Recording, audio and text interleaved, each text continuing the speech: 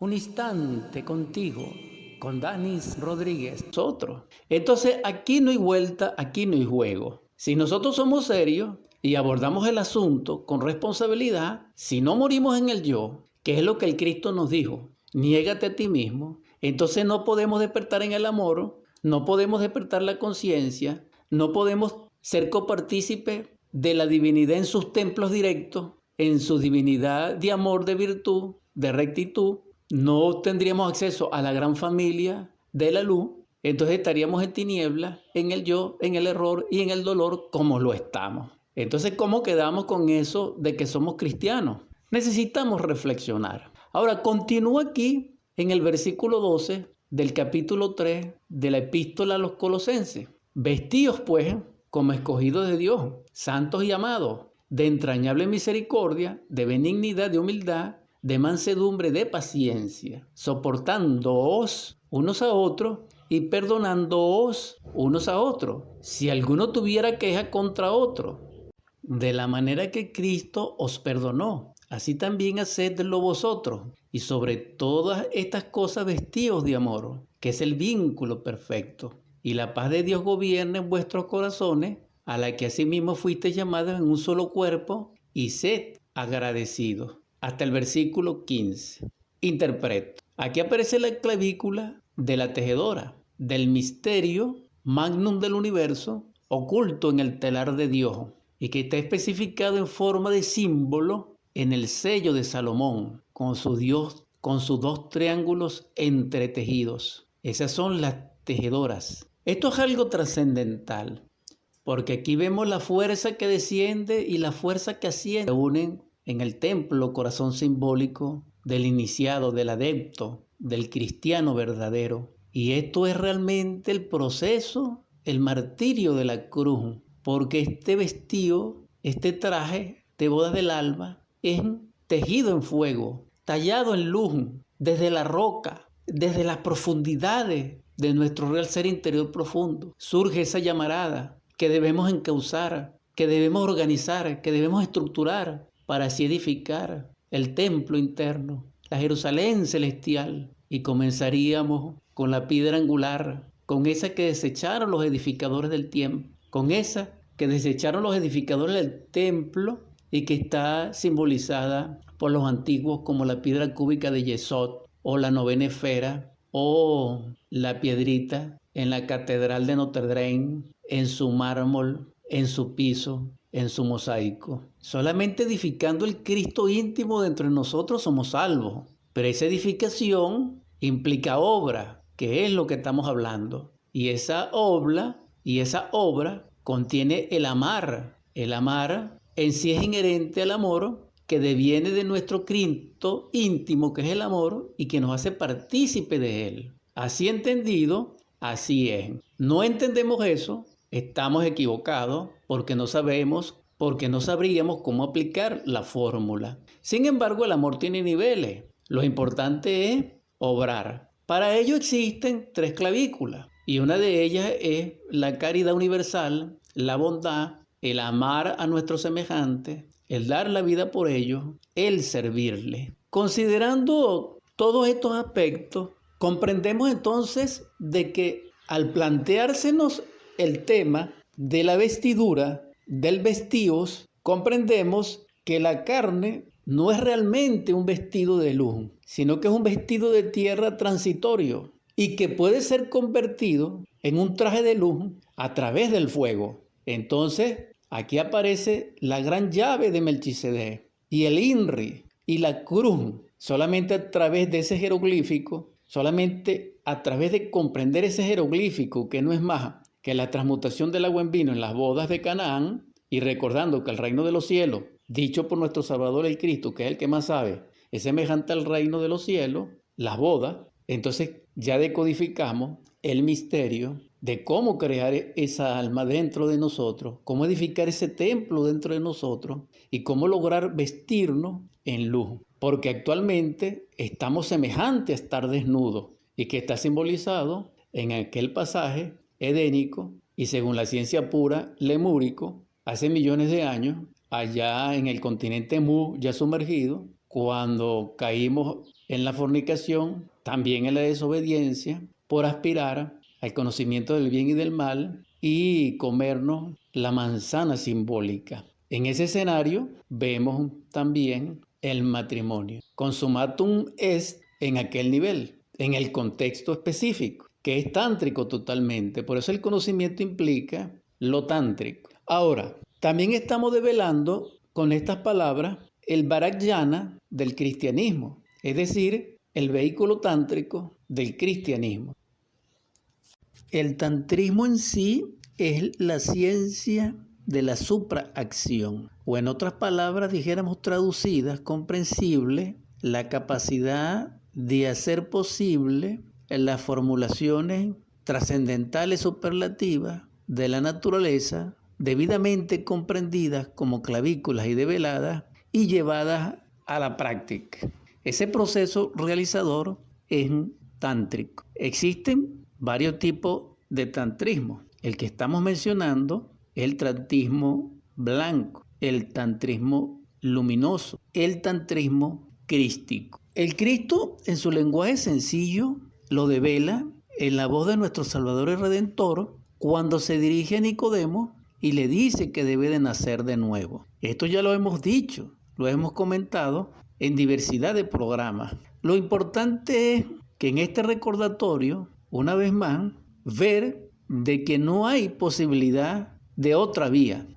Es la única vía. ¿De qué nos vale saber tanto si no nacemos de nuevo? Pero este nacimiento no es simbólico, no es un acto litúrgico, devocional, ritualístico, protocolar. No, tampoco es un juramento. No. Aparte de todo eso y de su simbolismo, es en sí una creación real, auténtica. Así como nace este cuerpo físico, que es con el que nos empresamos, claro está, con su personalidad, así debe hacerse, crearse los cuerpos luminosos, los cuerpos de luz, los cuerpos solares, los cuerpos de fuego, el traje de bodas del alma, que en la antigüedad se conocía como el carro de Merkabah o el carro de Ezequiel. Este trabajo es sumamente delicado y era estudiado en los templos sagrados y pertenecía a la más alta custodia de la naturaleza, porque incluso era prohibido mencionarlo. Recordaba la muerte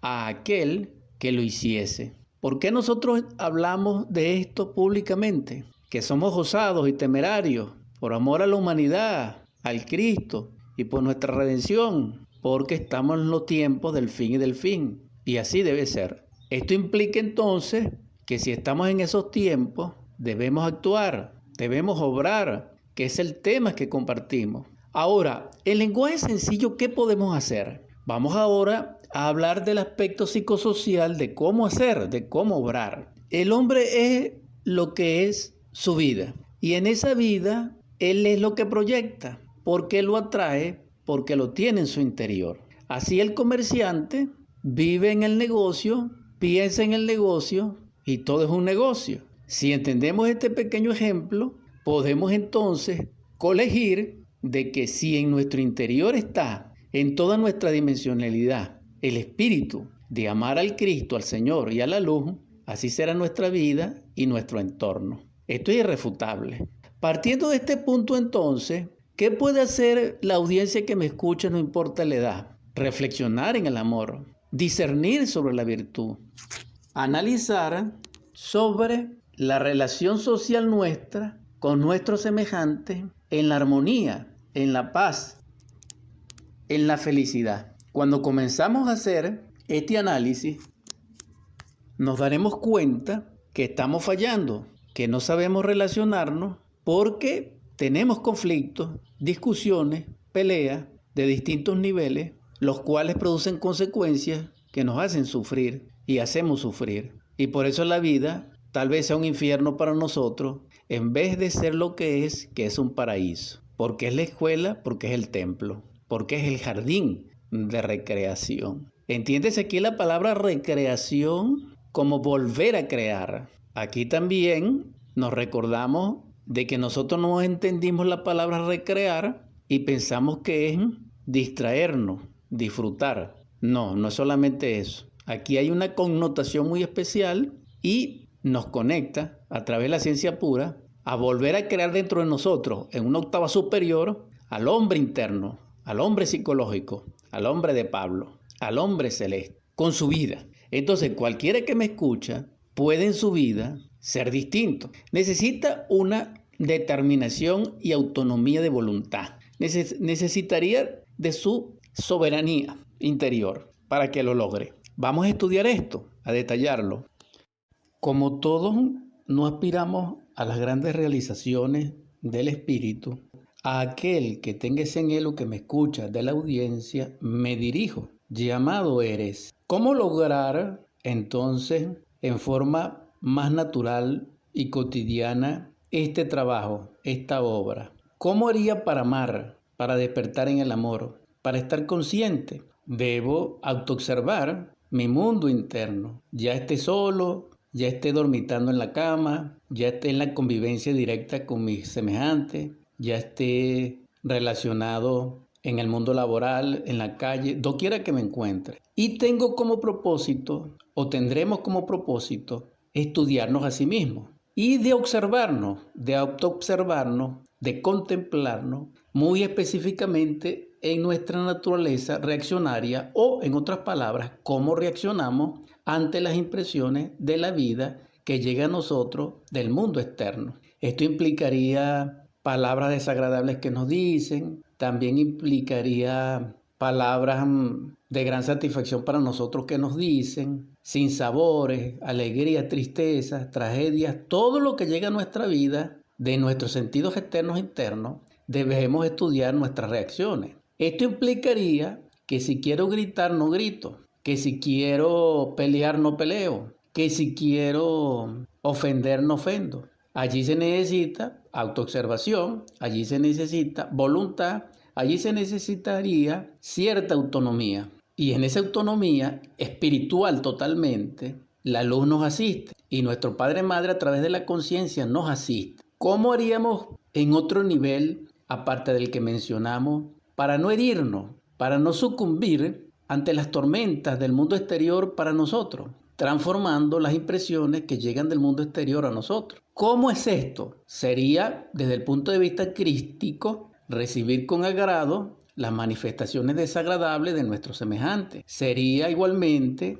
negarnos a sí mismos. Al tenor podríamos adicionar ser empático con nuestros semejantes y en esa empatía, en esa bondad, comprenderle. Más aún requerimos, sin duda alguna en fe, que nuestro anhelo mayor es mantenernos en nuestra armonía, en nuestra paz interior, y para ello no reaccionamos en forma contraria a esa meta, a ese propósito, a ese destino, a esa dirección. Que insisten en la ofensa, nosotros apelamos al recuerdo de nuestro ser, apelamos al silencio interior, a la humildad, a la sencillez, invocamos al ángel nuestro que nos proteja, que es nuestro ángel custodia, que es nuestro ángel de la guarda, que asistemos ya mayores, él nos asiste, porque él siempre va a estar con nosotros. En esa belleza, en esa luz, en ese espacio interior, es que nosotros podemos cultivar la virtud.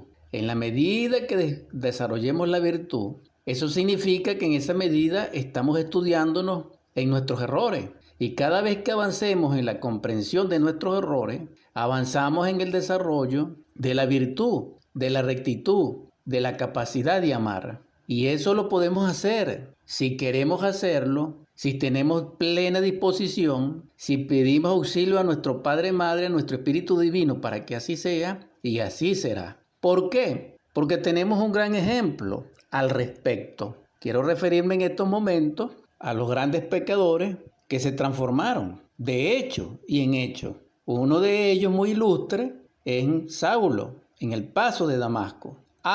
Que fue gracias a la intervención divina de su Cristo interno, sí, pero así como le aconteció a él, nos puede acontecer a nosotros. Más aún si nosotros lo suplicamos, porque él no lo suplicó. Y sin embargo fue posible. Y se convirtió en Pablo, el gran predicador del imperio de la luz. Es decir, difundió la enseñanza crística de nuestro adorable Salvador a príncipes, a pecadores, a samaritanos, a judíos, a circuncisos, a incircuncisos, a esclavos, a libres, etcétera, etcétera. Hasta que llegó a la Roma imperial y también predicó en sus pórticos hasta que le llegó la muerte. Quiero recordar en este instante sus últimas palabras miríficas, excelentísimas. Considero que así es.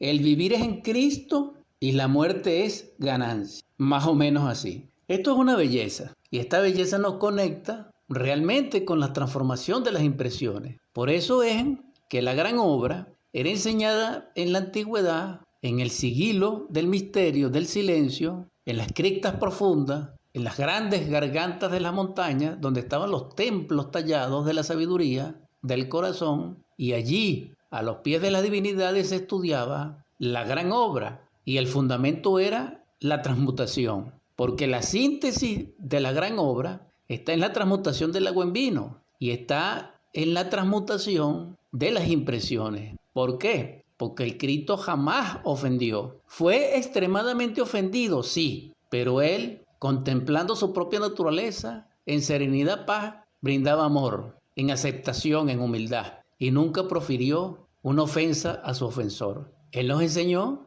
de que el camino del perdón, de que el camino era servir, era la caridad, era dar la vida por nuestros hermanos. Y allí la clave. Entonces, el que me escucha, cualquiera que sea su edad, si tiene entendimiento, claro está, asimilará en su naturaleza de que si vive en armonía interior, todo lo que exprese de sí mismo en la convivencia, en el mundo relacional, será armonioso. Y esa armonía se multiplicará y de hecho volverá a su interior multiplicada, expandida, exaltada, y se mantendrá cada vez en octavos superiores, armonioso, expresando armonía. Y así su vida cambiará y en ese cambio se transformará. Y si recibe la iluminación, se convertirá en un hombre verdadero, en un hombre con alma, en un Mahatma. Terminando, ya feliz de haber participado y compartido este conocimiento y mensaje. Aspiro que haya sido para todos de provecho y en la esperanza de que así este bienestar en el porvenir de un nivel superior asimilado nos permita la convivencia sana, en respeto, en paz, en no violencia. En el nombre del Cristo, en su paz, en su misericordia, en su luz, seamos partícipes de ella en nuestro espíritu, en nuestro cuerpo, para que así nuestra vida sea plena, feliz y próspera. Amén. Anhelando también que podamos asimilar dentro de nosotros el llamado a un nivel de ser trascendental, más humano, donde impere la sencillez, no el orgullo, donde podamos compartir sin mezquindad, en bondad, en altruismo, en misericordia, en compasión, donde ya no seamos mezquinos, desconfiados, ilusos, hipócritas. No. El llamado es entonces a que aprendamos a convivir espléndidamente, en forma natural y espontánea, sin artificio de ningún tipo, pero tampoco ni mecánicamente, ni seguir siendo autómatas, ni tampoco ofensivos, bravos, amargados. No. Vamos a vivir. Despertemos en el goce de vivir, en gratitud, en luz, en gracia, para que así podamos aligerar nuestras cargas y en esa liviandez o estado de entusiasmo y beatitud, aunque sean destellos, podamos ser libres y no tan esclavos de nuestra propia mente, de nuestro propio yo, de ese anticristo que nos esclaviza, que nos martiriza y que llevamos dentro y que ignoramos. Ese es el llamado. Gracias infinitas a la audiencia.